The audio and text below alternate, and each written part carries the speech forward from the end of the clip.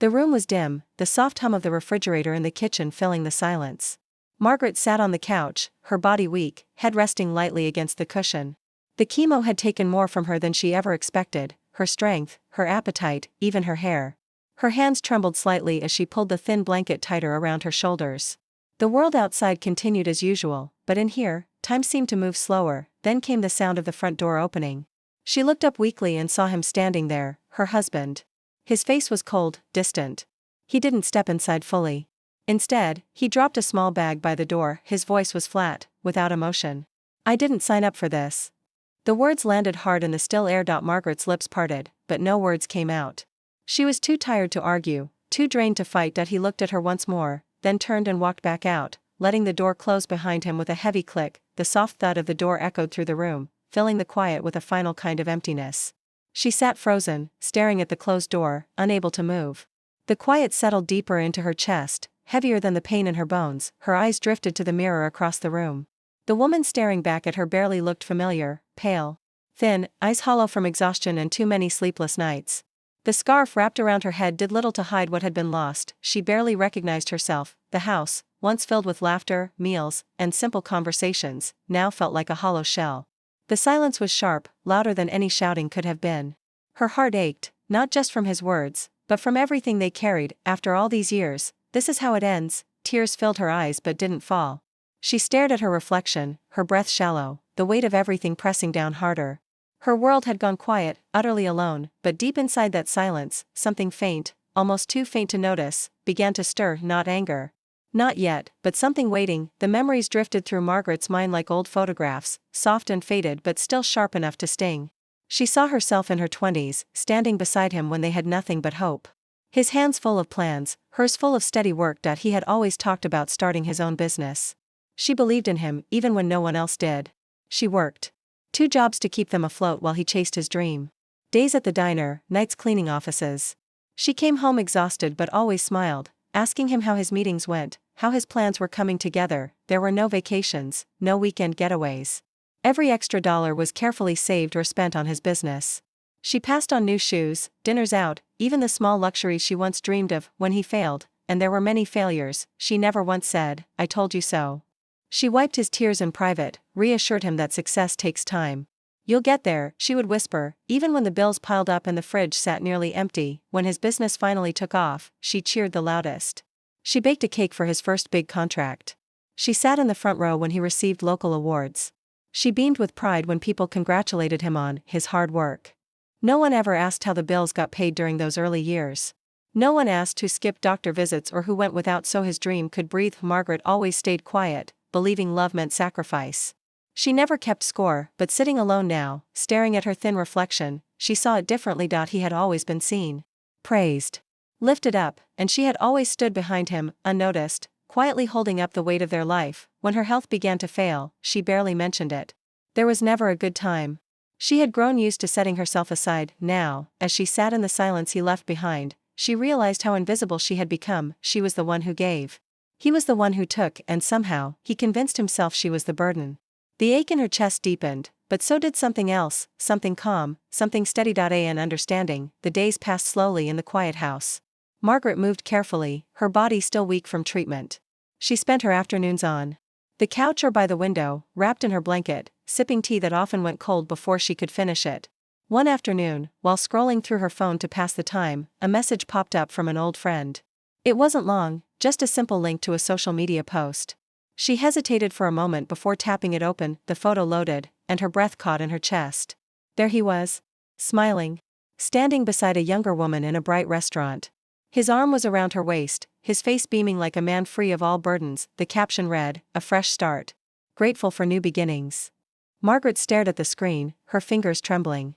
She blinked, hoping it was some mistake, some old photo, but the date at the top confirmed it had been posted just days ago. Her stomach twisted. As she scrolled through the comments, familiar names appeared, friends, acquaintances, people who once filled their dinner table. "You both look so happy. Wishing you both the best. She's lovely, so happy for you." Margaret's head spun. None of them had reached out to her. None of them had even asked how she was doing. The betrayal wasn't just in his smile, it was in their silence. Later that evening, as the house grew darker, she overheard neighbors talking outside. The thin windows did little to block their voices. "I heard he's seeing that girl from his office now," one whispered. "Well, Margaret's been sick for so long. I guess he just moved on," the other replied with a shrug. The words landed like sharp little knives, quiet but brutal. Her hands shook as she picked up the phone. Her chest tightened as she pressed his number and held the phone to her ear. It rang, once, twice, and then he answered. His voice was calm, like nothing had happened. "Margaret." She tried to steady her breath. "I saw the photos." There was a pause, followed by a sigh. "I didn't want you to find out like this." Her voice cracked but stayed low. "You've already replaced me?" His reply was colder than she could have ever imagined. "You're not the same anymore, Margaret. You're sick. This isn't the life I want to live." The words struck her like a heavy blow. "You're not the same anymore." As if her sickness made her disposable. As if everything she had given, every sacrifice, every year, could be erased by her illness. She couldn't speak.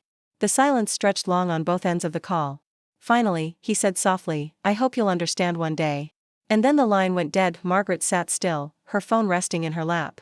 The room was so quiet that she could hear her own breath. The hurt ran deep, so deep it numbed her. She didn't scream. She didn't cry. The tears didn't even come.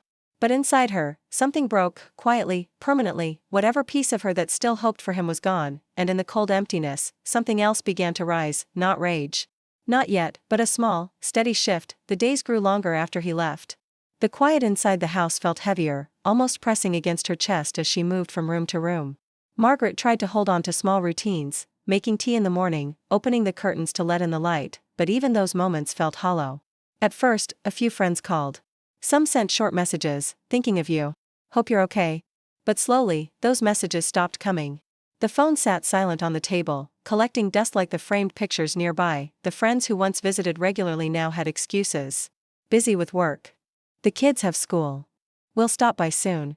But soon never came. Family members who had once gathered for holidays stopped checking in too. The house, once full of voices and movement, now echoed with only the faint creaks of the old floorboards. Margaret sat in the same worn chair by the window each evening, wrapped in the thin, faded blanket she clung to more and more.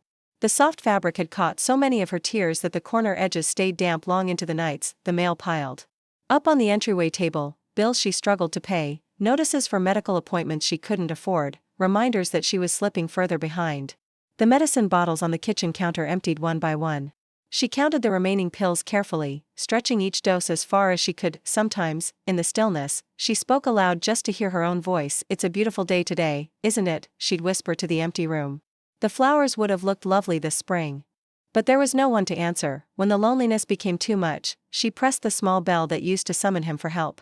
The bell echoed softly in the silent house, bouncing off the walls, fading quickly into nothing. No one came. No footsteps approaching. No door opening, just the empty space where love and comfort used to live. Margaret wiped her eyes with the corner of the blanket, the fabric already worn thin from too many nights just like this. Everywhere she looked, there were traces of what once was, a home she had built, a marriage she had believed in, a life she had carried with steady hands. And yet now, she sat utterly alone, as though none of it had ever existed. The ache in her chest never fully left, but beneath it, something else stirred. A quiet strength. They had all left, but she was still here, and even in this deep silence, she hadn't fully broken. Not yet. The morning light crept through the curtains, soft and pale. Margaret moved slowly through the house, dusting shelves she had ignored for months.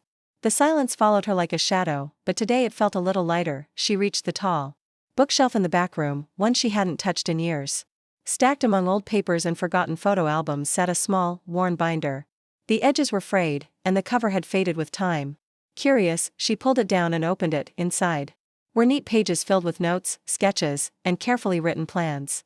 As she turned the pages, the memory rushed back years ago. Long before the sickness, long before the betrayals, she had dreamed of starting her own business, a small wellness and skincare brand. She had spent late nights researching natural ingredients, writing product ideas, and listing possible names for the business. She had imagined handcrafting soaps, creams, and oils, things that could bring comfort and healing. Back then, life had gotten in the way. Money was tight. His dreams always came first. Her business plan had been tucked away and forgotten, just like so many of her own hopes. Now, as her tired eyes scanned the pages, she realized something surprising. It was good, the ideas were strong. The notes well thought out. Even after all these years, the plan still had life in it. Margaret ran her fingers slowly across the paper, feeling something stir in her chest. Not the heavy sadness that had weighed her down for months, something else. A small spark. Later that afternoon, while walking slowly along the sidewalk to get some fresh air, she stopped to rest on a bench near the clinic. A nurse who sometimes visited her at home, Sarah, happened to walk by. Margaret, Sarah said, smiling warmly. You look better today. Margaret smiled softly and held up the binder. I found some old notes from years ago. Business ideas. Silly, really. Sarah sat beside her and flipped through a few pages. These aren't silly. These are wonderful. She paused, looking at Margaret kindly. You should really do this. Margaret's chest tightened, not with fear, but with something new, possibility. I'm too old to start something new, she said softly, almost out of habit. Sarah shook her head. You've lived more than enough life to do this. And honestly, you deserve to finally build something for yourself. The words settled deep inside Margaret, warming a place that had been cold for too long. That evening, back at home, she set the binder on the table and opened her laptop. She began reading articles, watching videos, taking notes. She researched small business permits, suppliers, product recipes, things she once thought were beyond her reach. Night after night, the glow from the screen lit up her face as she studied long after the house went dark. The quiet no longer felt as heavy, the sadness she had carried for so long was still there, but it was changing. It was turning into quiet fire. She wasn't doing this for him. Not for anyone else, she was doing it for herself, for the first time. In years, she wasn't just surviving, she was dreaming, and that spark inside her kept growing, steady and bright. The house that once held nothing but silence now hummed with quiet energy. Margaret moved with steady purpose, her steps light but sure. She didn't rush. She didn't need to. Every small action was a piece of the bigger picture she was building. The first step was choosing the name. She sat at the kitchen table late one evening, flipping through pages of old notes. She landed on a name she had once scribbled in the margins of her binder, a simple, elegant name that reflected healing and care. It felt right. She registered the business name online, her heart racing a little as she clicked submit. This was real now. In the following weeks, she designed simple labels, learning graphic design programs on her small laptop. She studied suppliers, contacted vendors, and ordered sample jars, bottles, and ingredients. Her small living room slowly transformed into her workshop. Boxes of oils, herbs, and packaging supplies filled the corners. The scent of lavender and chamomile floated through the house, replacing the cold emptiness that used to hang in the air. She carefully mixed batches of creams and oils at her kitchen counter, testing each one with care. She wanted every product to reflect the comfort she once longed for during her darkest days. With help from online tutorials and long evenings of learning, she built a simple website. The online store went live quietly, without announcements or fanfare. Just a small shop in a sea of others, but people found it. First, a few orders trickled in. Customers left kind reviews, praising the gentle quality of her products. Word spread slowly, then steadily. The store's reputation grew through quiet recommendations and honest work. Each sale was packaged by her own hands, each thank you note handwritten with care. She studied marketing late into the night, how to reach new customers, how to build trust, how to keep growing.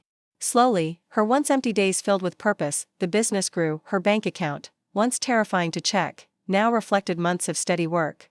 The bills were paid on time. Medicine was ordered without fear, but what made her proudest was not the money. It was the independence. For the first time in years, Margaret didn't need anyone's approval or permission. She moved in silence, building her new life step by step, piece by piece. No one from her old world knew.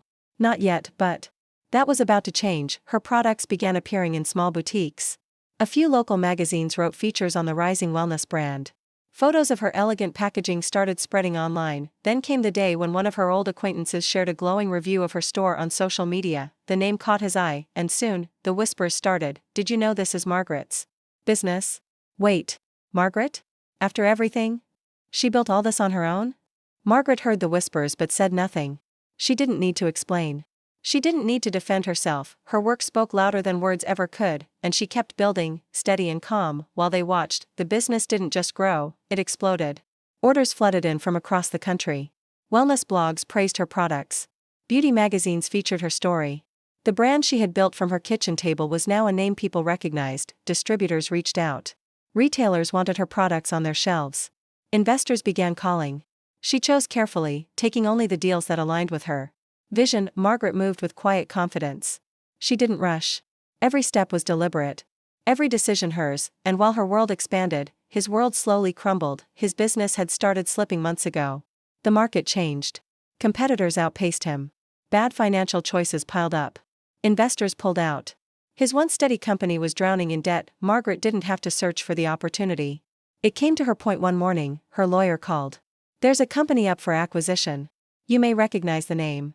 He paused for a moment, as if testing her reaction. "It's his." Margaret listened, calm and still. The offer was clean. The price, surprisingly low.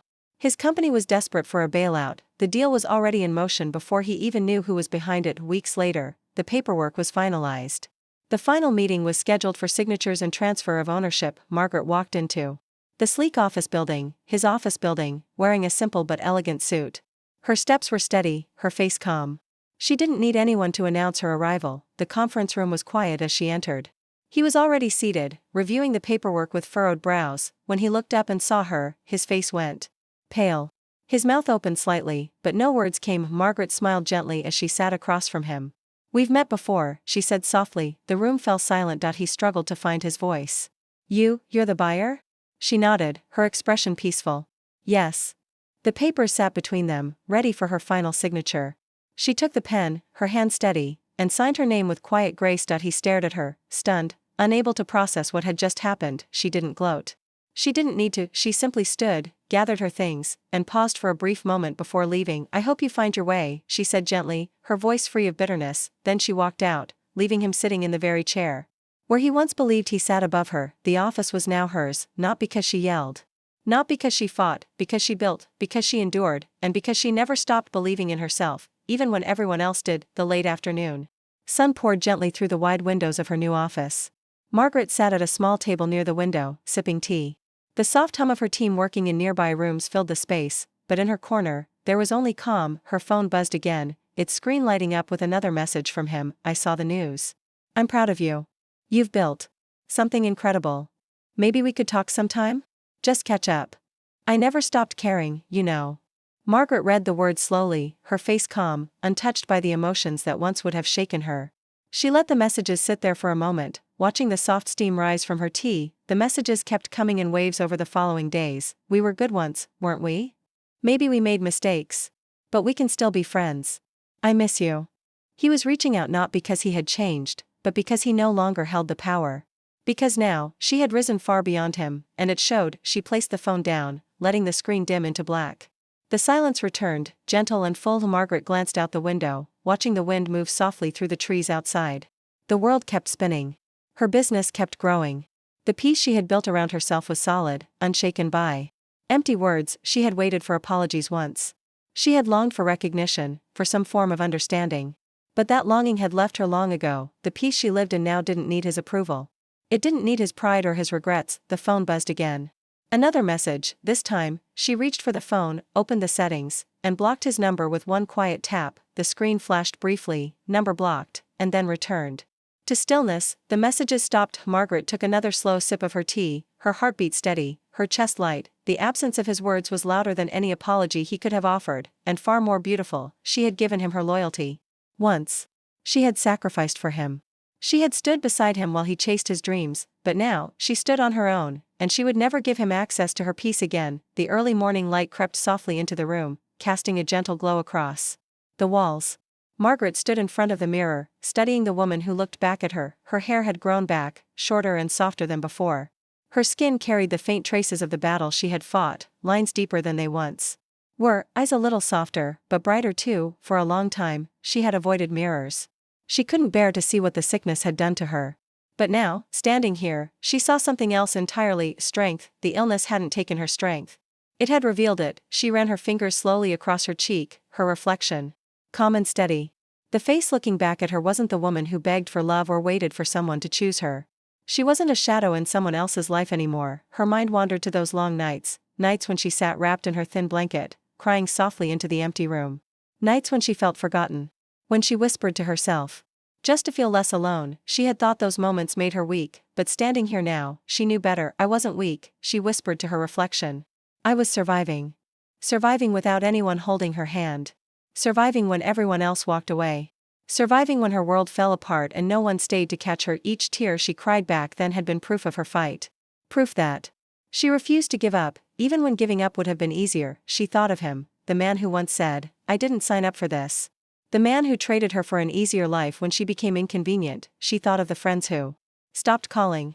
The family who chose silence over support, and then she thought of herself, the woman who rose anyway, who built a business when no one believed she could, who created a new life from the quiet ruins they left behind, who stood in rooms where her name was now respected, who no longer needed anyone's permission to feel proud. Margaret smiled softly, the warmth filling her chest like a quiet fire. She was no longer someone's wife.